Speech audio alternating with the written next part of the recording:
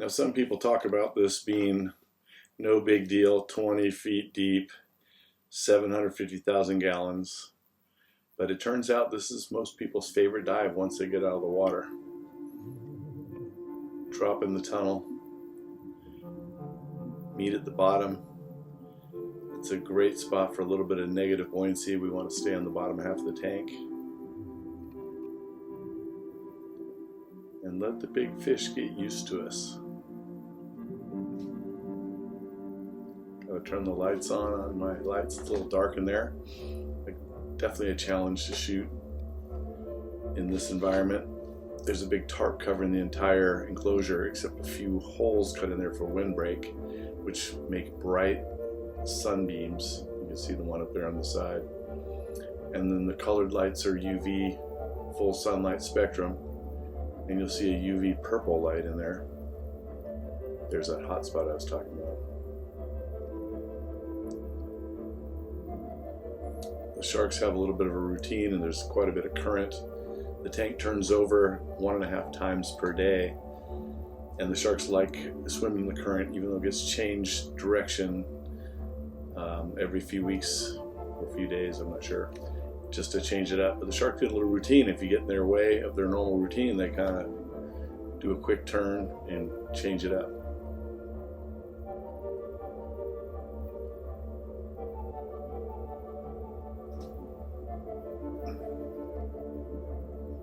The sharks slide past you like you're not even there.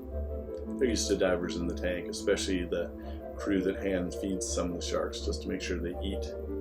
Believe it or not, the big alua are the big eaters in the tank.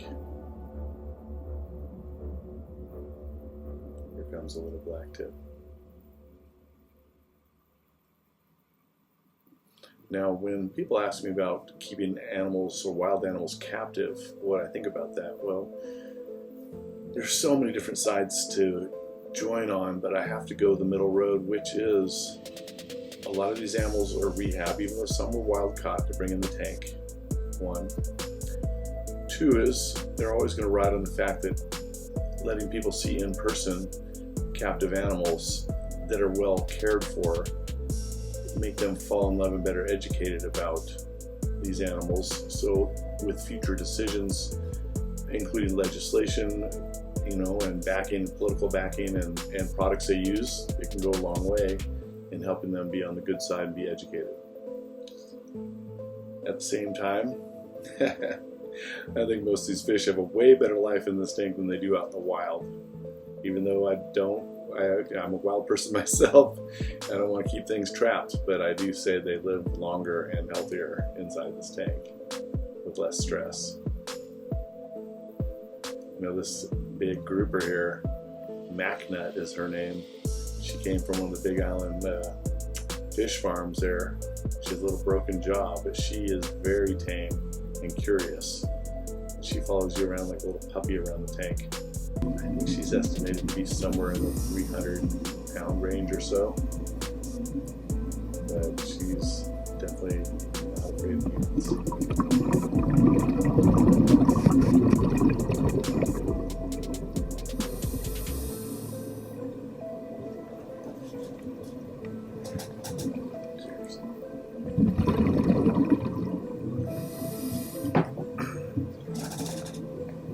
My nickname for this place is the Shark Dojo. It helps you find a sense of peace and relax during a dive and really try to intuit or feel the pattern of the shark swimming, their behavior. When they swim by, try to make eye contact with them and really just get a vibe on what they're thinking about you and anything else they're doing in their routine. You can start really determining the mood and attitude of the fish. Look at these big bullies coming through. And there's always a lead that other ones are following. These are like a little gang. They are ready for action. You throw some food in there, they're all fighting for it.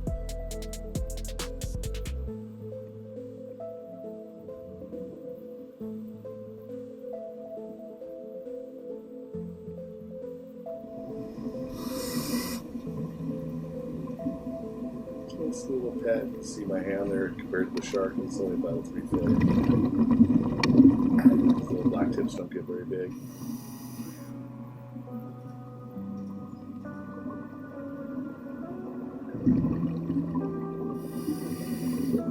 Alex is very comfortable in this tank. She's spent many hours in here. Typically they advertise it as a half-hour tour, but most guides will bring you to 45, if not a little longer if you go with a private cameraman.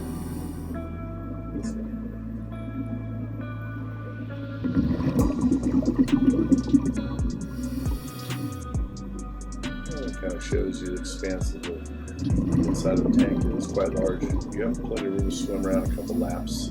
But after that, I like to sit still in one spot and let the sharks kind of come to you and check you out. And then get up and move every few minutes, maybe 5 or 10 minutes, go to another spot, get another perspective. These big rays swim around, so it's this big female. She's the queen of the tank. She's got a baby in the nursery right now. You can go see as of July 2025. There's Dean working on his advanced certification. One of my young students since he's 10 years old. When I was 18. His dad, Brad. Dean's first time in the tank, he was automatically relaxed and had no problem with letting the big fish slide past him.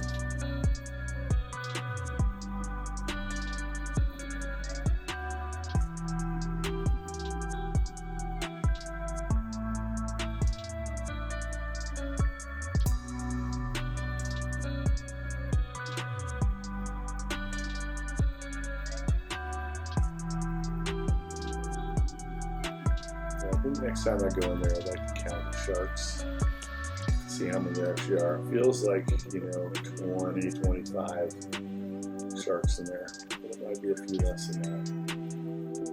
They kind of swim around and cross paths so much. So there's white tip, black tip reef sharks, gray reef sharks, and they're the bigger of the fish in there, and the sandbars.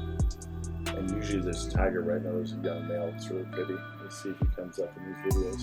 There's a gray reef shark right there. Beautiful shark.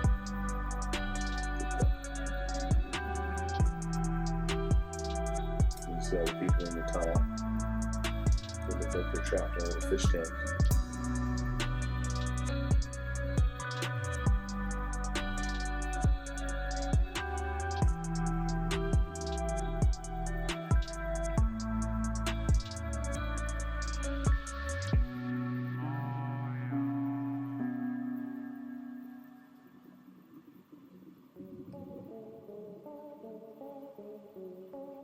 Notice it's very peaceful mood in the tank. The way the fish swim, they're not overly exerting energy.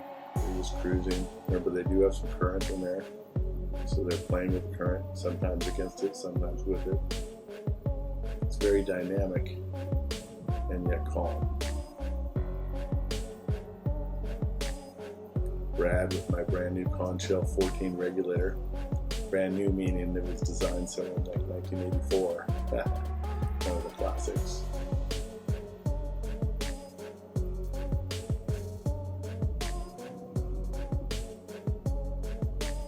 Here's the saddle. Fun to go sit up there when the sharks come back, especially the tiger up in the window there. The tigers are usually shy during a dive. Typically, depending on how long they've been in the tank, they spend maybe up to 20 minutes just circling the top while the divers first get in. And it's always when you just don't pay attention and you just start forgetting about the tiger and it'll start swooping in behind people. Not aggressively, but just kind of curiously knowing they're not focused on it. And that's when you get the best shots if you're ready for it. Hey kids.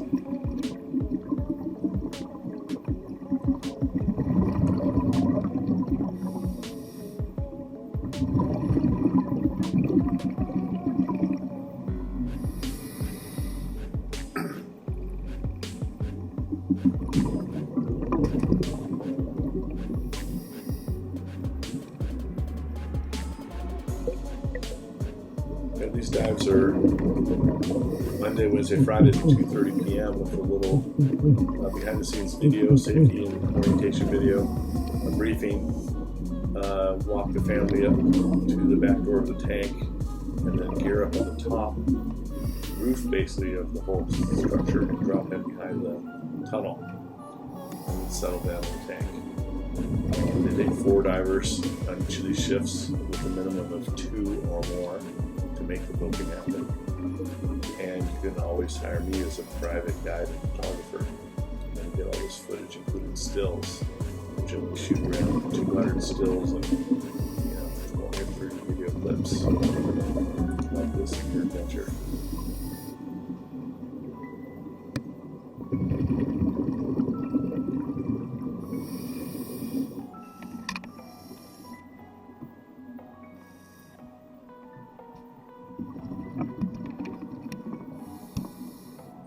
Smooth as southern stingrays, which you only really find deep in Maui. They rarely come to shore in the shallows, not like the other types in San Diego and California.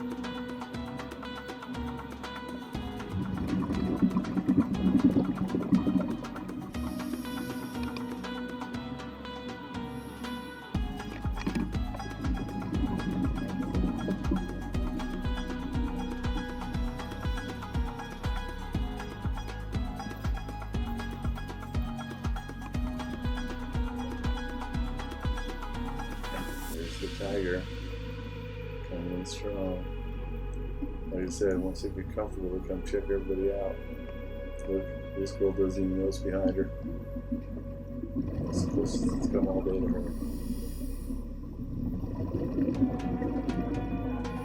Well, time to get out of the tank, and then the tiger gets really friendly. Take a look at that. That's the tiger up by the divers where they're getting out. Following us while sticking the nose out of the water. Quick little turn. Realize its course is cut off by some legs, yummy legs, and swims back to us in the viewing zone. Something about that tiger that likes to come to the edge right when you're getting out. Let's see what you're doing. And here's a few stills of our moments in the tank. You can see what kind of shots we can get, even though the lighting is just crazy.